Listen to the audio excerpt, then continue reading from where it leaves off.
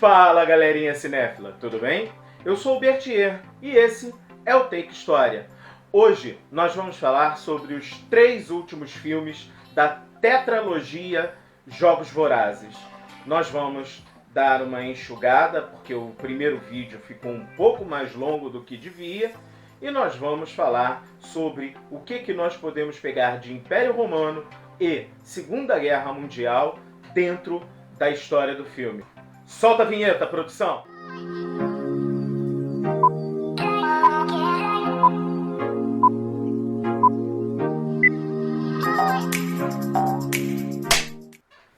Então, gente, no último capítulo, nós vimos que a Katniss e o Peeta se tornaram vencedores pela primeira vez. Um casal do mesmo distrito havia sido campeão.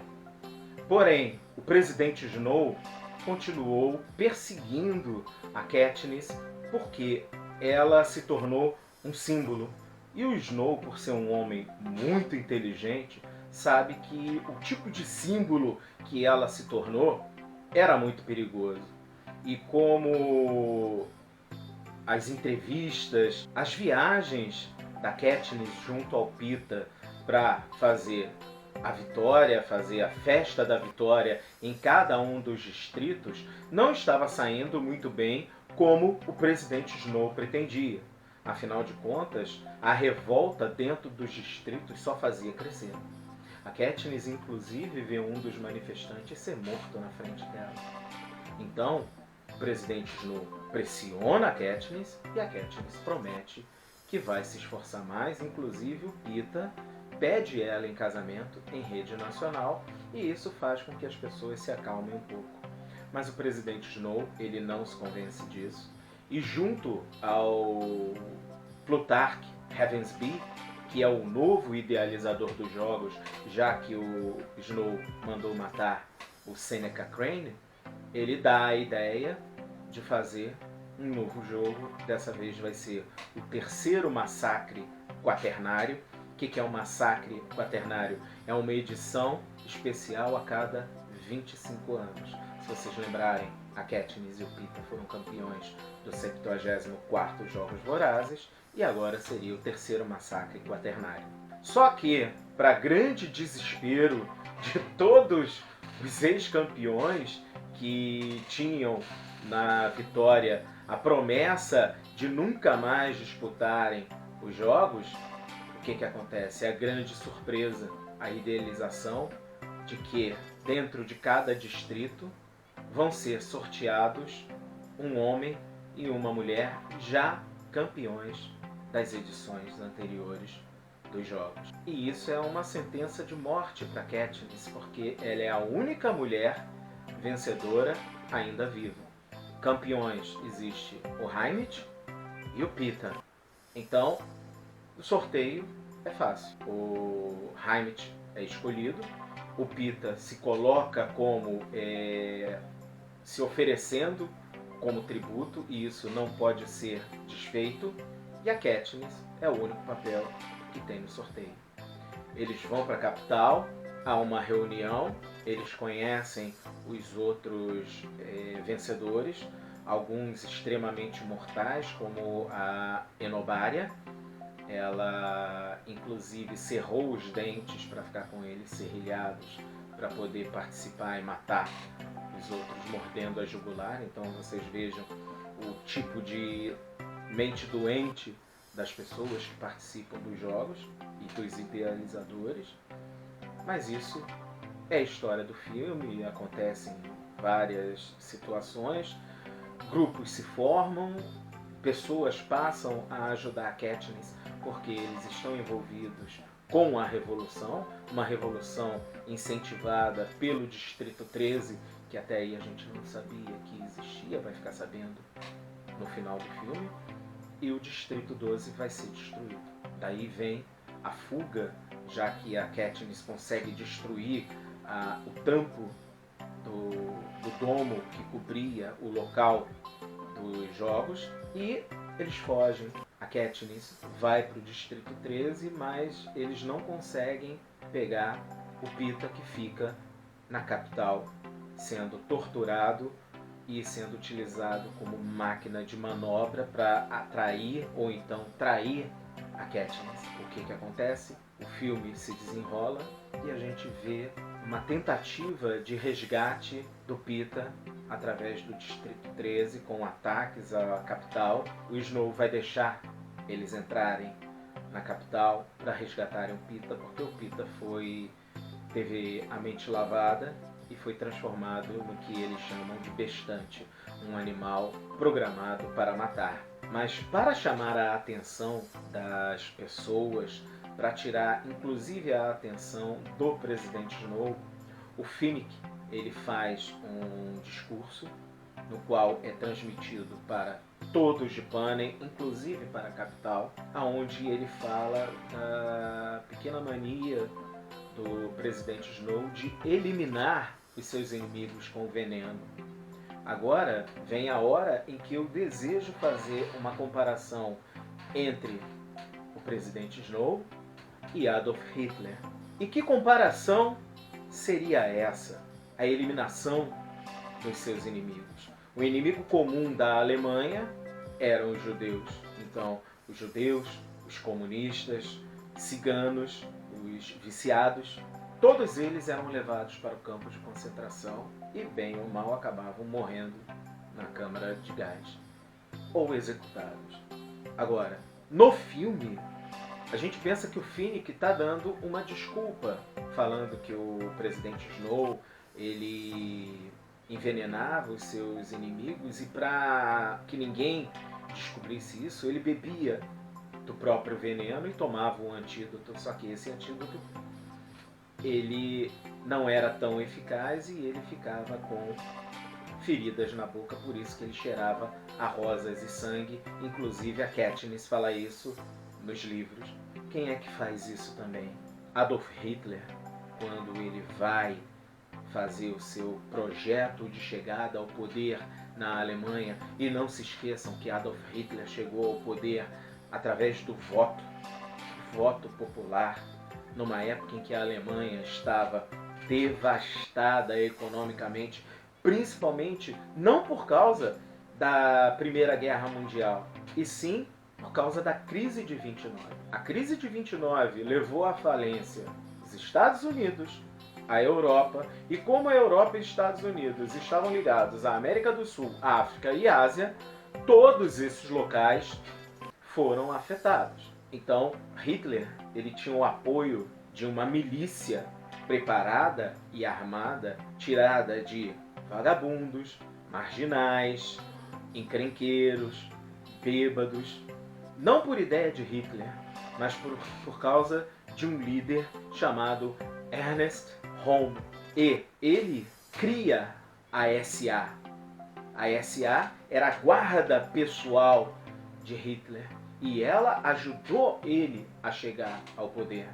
Só que como Ernest Röhm ele é eleito para o parlamento alemão e se colocou contra algumas ideias de Adolf Hitler, Hitler junta seus homens de maior confiança e arma para que todos os líderes da SA sejam mortos ou presos, julgados e executados.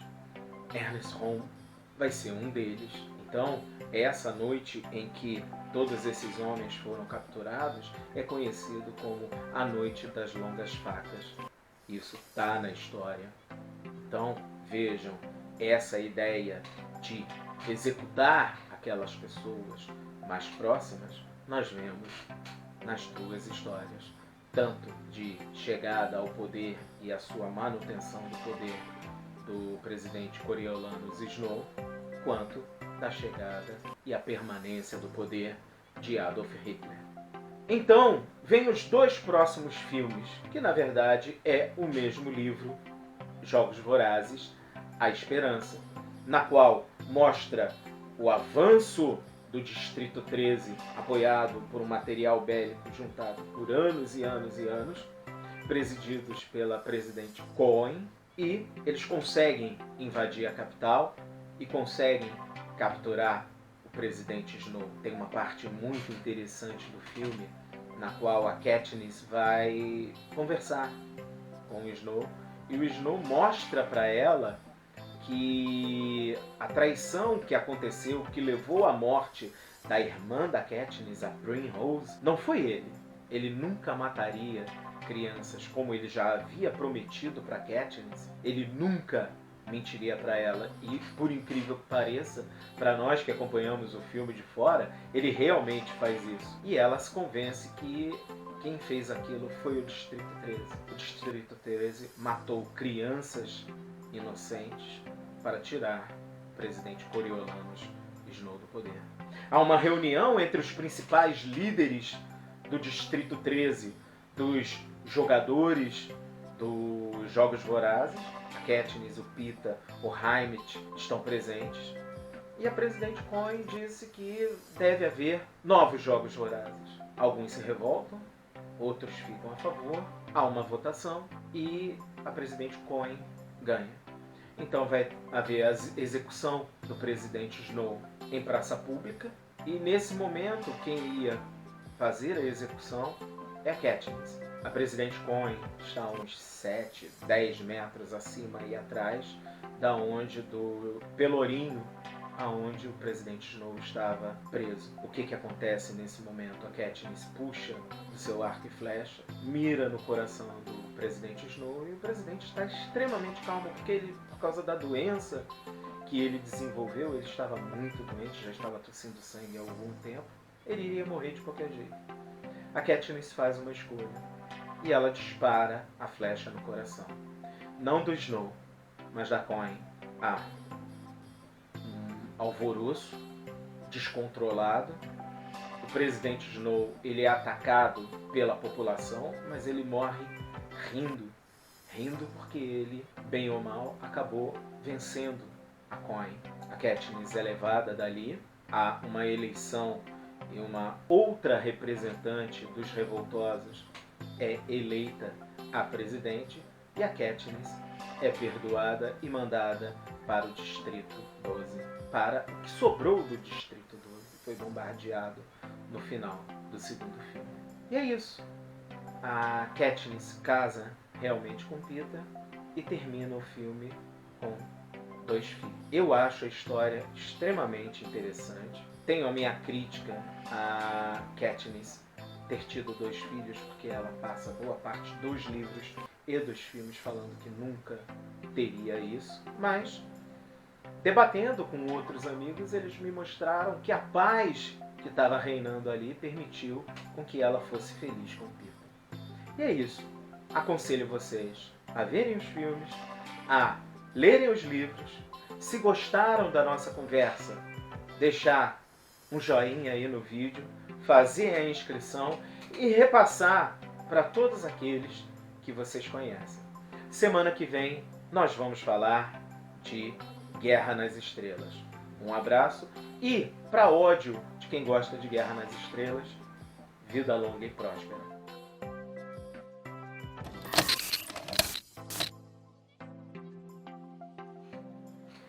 E aí, galera?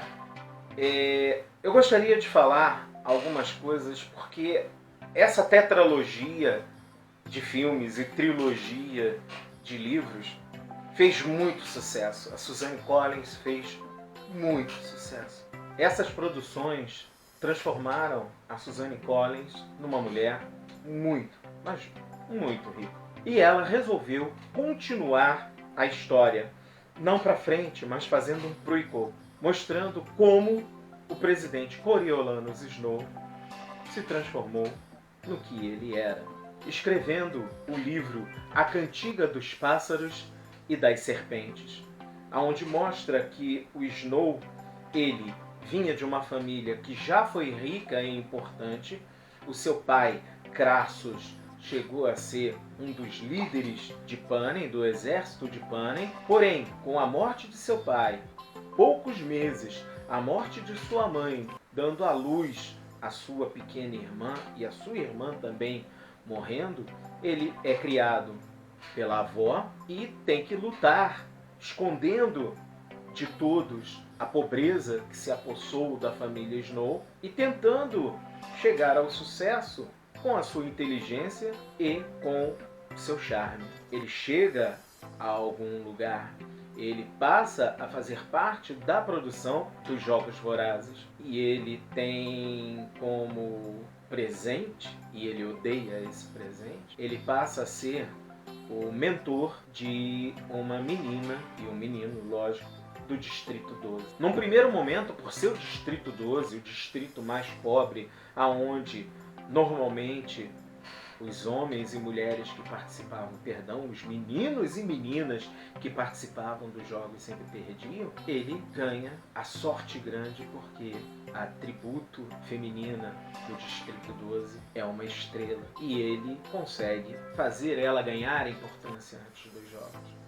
Eu não vou contar a história dos jogos, dos 10º jogos, que é o que ele participa, mas eu vou falar para vocês que ali já mostra que ele é um homem sem escrúpulos, ele é um homem que preza pela perfeição e isso rege a sua vida dali em diante. Então você passa a entender muito do que ele faz, do que ele fala e do que ele prega dentro da trilogia dos Jogos Vorazes. Espero que vocês tenham gostado e é mais uma indicação de leitura, A Cantiga dos Pássaros e das Serpentes. Fico na esperança de que, à medida que o tempo passe, consigamos pouco a pouco readquirir a liberdade que existia entre nós. Mas uma grande parte de mim sabe que isso é algo sem sentido. Não há como voltar atrás. Suzanne Collins, Em Chamas.